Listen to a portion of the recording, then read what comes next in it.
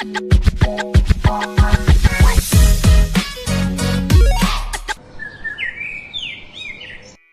समय पहले की बात है।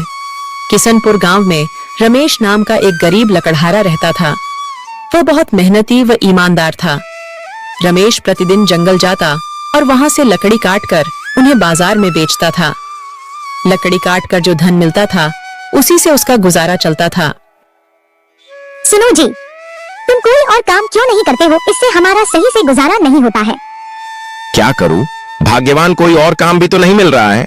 अगले दिन रमेश लकड़ी खोजते खोजते घने जंगल में पहुंच जाता है। तभी उसे रास्ते में किसी की पुकारने की आवाज सुनाई देती है। रमेश पास जाके देखता है तो उसे एक जलपरी दिखाई देती है। कृपया मेरी मदद करो, मैं बहुत दिन से बीमार हूँ।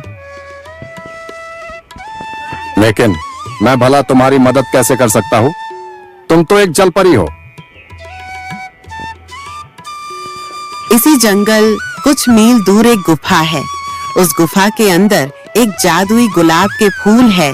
उसे लाकर मुझे दे दो, जिससे मैं ठीक हो जाऊंगी। रमेश जलपरी की बात मानकर उस जादुई गुलाब की तलाश में चल देता है।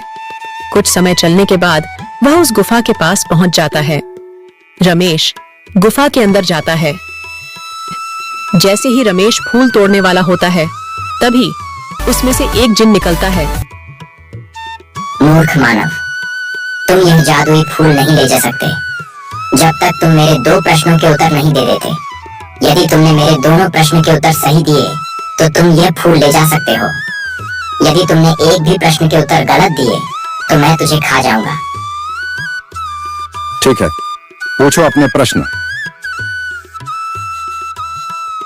पहला प्रश्न, वह कौन है जिसके पास कभी तो दर्जन कपड़े होते हैं और कभी एक भी नहीं होता है? वॉशिंग मशीन है। कभी इसके पास ढेर कपड़े होते हैं और कभी एक भी नहीं होते। बिल्कुल सही उत्तर। दूसरा प्रश्न, वह क्या है जो है तो सोने की मगर सोने से भी सस्ती है? रमेश कुछ देर सोच में पड़ जाता है। इसका उत्तर चारपाई है। यह है तो सोने की मगर सोने से भी सस्ती है। तुमने मेरे सभी प्रश्नों के उत्तर सही दिए हैं। अब तुम यह फूल ले जा सकते हो। यह कहकर जिन वहां से चला जाता है। रमेश फूल लेकर सीधे जलपरी के पास जाता है। जलपरी ओ जलपरी, लो अपना जादुई फूल। जलपरी रमेश को मदद के बदले में उसे सोने के उपहार देती है और वहां से चली जाती है। रमेश उन सोने के सिक्कों से अमीर हो जाता है। फिर वह अपना जीवन हंसी खुशी से गुजारने लगता है।